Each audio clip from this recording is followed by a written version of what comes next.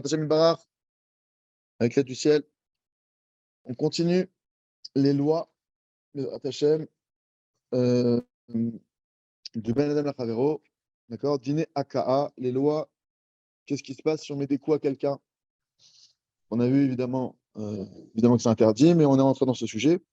Bisman à Sanhedrin, du temps de Sanhedrin, et même du temps où c'était encore d'actualité, on faisait une smicha aux Chachamim, c'est-à-dire que les Chachamim, les sages, pour être institués sages, il y avait le sage de l'époque, les grands sages, qui mettaient les mains dessus, qui validaient, qui appostaient leurs mains dessus, quand ils avaient fini un cursus d'apprentissage et qu'ils avaient été validés, d'accord? Ayad Ametra, il y avait de ce temps-là, quelqu'un maintenant, Shalom, qui frappait ses parents, et quelqu'un qui avait blessé ses parents, qui avait fait une blessure à ses parents, à son père ou à sa mère, était coupable de mort, Khamita. D'accord? Il était tué, Khamita. Mais Khav Malkout, et quelqu'un maintenant qui a frappé son prochain, d'accord? Quelqu'un qui n'est pas son parent, qui l'a frappé, même s'il ne lui a pas fait de blessure, d'accord? Il était Khav Malkout. Il était condamné à recevoir des coups par le Beth Din. Ok? Bemikre Sheen, Bemaka, Zo Beshepotal Tashtomim, on parle du cas où il y avait pas de, il y avait moins de Shavé Pruta en termes de paiement. C'est-à-dire qu'il a fait un dégât de moins de Shavé Pruta, moins de quelques centimes, quoi. Par contre, par contre, celui maintenant qui a blessé son ami, qui lui a fait maintenant un dégât, d'accord, qui coûte plus que quelques centimes, alors il est maintenant chayav, d'accord, celui qui a frappé, il est chayav de payer l'argent du dégât, la souffrance qu'il a causée, ça c'est Davarishon. Ils vont évaluer la souffrance. Le bâtiment évalue la souffrance. Ripouille, les médicaments qu'il doit prendre ou tout ce qui va concerner sa guérison, toutes les dépenses en soins médicaux, il va devoir les prendre à sa charge. Chevet, si maintenant il se retrouve donc au chômage technique parce qu'il ne peut plus travailler, il va devoir lui payer le salaire de tout le travail qu'il n'a pas pu faire. Ou Bochette, la honte. Ils vont évaluer aussi la honte que cette personne a reçue. Il va devoir aussi lui payer cette honte. Et même des fois, la personne se retrouvait à devoir payer une amende. D'accord? Donc c'est juste déjà pour voir qu'on est sur un sujet qui est hyper réglementé, d'accord? Que Chaz Shalom lever la main, mettre des coups, etc. Non seulement c'est réglementé, et ça pouvait aller très loin. On parle évidemment, là, c'est de mettre des coups, c'est pas quelqu'un qui a voulu tuer au homicide involontaire, on n'est pas dans des trucs extrêmes. Bismanenu, de notre temps, que le Beddin, donc il n'a plus ce pouvoir, on va dire, exécutif, ok? Et que du coup, il n'y a plus trop maintenant cette chose-là pour quand il y a une perte d'argent, c'est plus comme ça que ça s'est traité.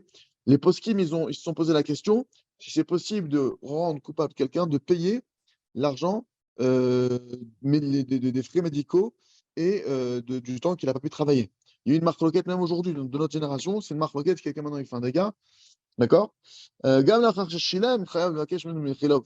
après que la personne elle a payé, elle doit demander pardon et elle doit apaiser et calmer la personne. Et concrètement parlant, on va mettre une amende à celui qui a frappé, comme le Bedin décidera, et on oblige celui qui a frappé à aller se faire pardonner et à vraiment trouver le moyen de s'excuser et voilà. Autre halakha, il y a un cherem de nos sages d'antan, d'accord? Il y a un cherem qui a existé. C'était quoi? Un cherem, c'est quand quelqu'un qui se retrouve en cherem, c'est quelqu'un qui est excommunié. Quelqu'un qui est excommunié, c'est quelqu'un qui ne peut plus participer à la vie en communauté. Il ne peut plus compléter un minyan, on doit le sortir, tu n'as pas le droit de l'accepter à la synagogue, il ne peut plus à la synagogue, ses enfants sont sortis des écoles. Quelqu'un qui est en cherem, c'est très grave, on ne peut plus être dans sa fréquentation. Quand il y a quelqu'un qui a un cherem sur lui, Chad Shalom, à l'époque où c'était appliqué, c'était fini, la personne n'est plus vie sociale. Jusqu'à ce que que l'excommunion soit levée. Donc un kherem qui est décrété par les sages, d'accord, par un beddin. Donc à l'époque, quelqu'un qui avait frappé son ami, il y avait un kherem qui était mis sur lui.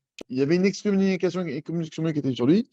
Tant que n'était pas retiré cette excommunion, il ne pouvait plus compléter un minyan. Donc il n'allait plus à la synagogue, il était plus minyan. Ou miyad, kibel, alav, la asad din, le beddin. Mais dès qu'il prenait sur lui d'être d'accord de faire un beddin, d'aller au beddin se faire juger, et d'accomplir ce que le psakdin il va dire, de ce qui va ressortir du jugement des juges, de l'accepter, matirimlo, on le libérait de cette communion, d'accord? Afalpi, shen amouké, mitratse, même si celui qui l'avait frappé n'était pas encore réconcilié, etc. Donc on voit de là la gravité de la chose. D'accord? Encore une fois, l'idée ici, c'est de bien comprendre on est sur un sujet qui est hyper sensible. Et au passage, je dois le préciser, c'est que nous, on va se dire, alors, des fois, quand on entend Balachot, on se dit, ah bon, grâce à Dieu, c'est génial, le Beddin aujourd'hui ne peut plus faire ça.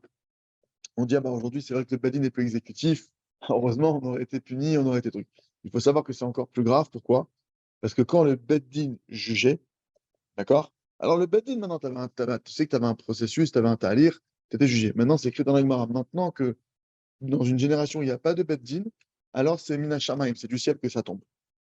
Et ce qui veut dire que du ciel, il n'y a plus besoin d'attendre. Ça veut dire que la personne, elle est jugée directement. C'est les malachim qui présentent les dossiers, il n'y a pas d'attente, ça passe très vite, etc. Donc c'est beaucoup plus, le jugement, il est plus dur encore.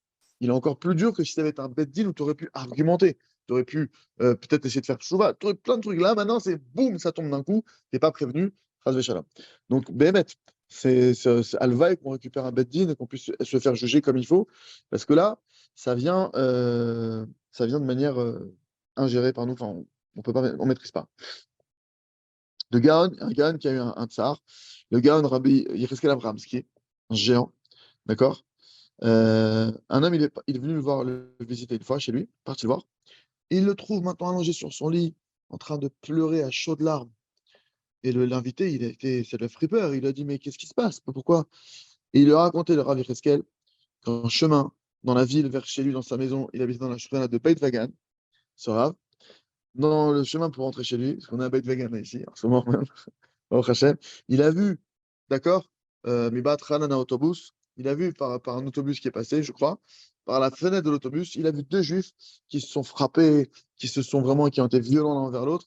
Et cette chose lui a tellement touché au cœur, ça a tellement fait souffrir, que même en rentrant chez lui, des heures après que ce soit passé, il n'arrivait pas à se calmer et à s'apaiser de la souffrance de ce qu'il a vu au point qu'il en pleurait. Donc les Gdolim, eux, ils ont conscience de ce que c'est. Dernière halakha pour aujourd'hui, Arodef Achar Chavero Leorgo. Écoutez-moi, c'est la très spéciale. Celui qui va pourchasser Chas Veshalom son prochain, pour le tuer, d'accord, ou pour faire une des fautes interdites au niveau de la débauche, des harayot. On ordonne, chaque juif, il est ordonné, la Tziltan Erdaf, de sauver celui qui est pourchassé, même s'il faut couper un membre de celui du poursuivant. Un filoya Rodef Katan, même si maintenant le poursuivant c'est un petit, bah filou ou bar, bah makshal eled, ou même si maintenant nachon, c'est un fœtus. Bon, il y a un scénario très compliqué ça. Mais si maintenant on peut pas, on n'arrive pas, quelqu'un est poursuivi, on n'arrive pas à attraper un membre en particulier, ça va trop vite, etc. C'est qu'on n'arrive pas à le faire.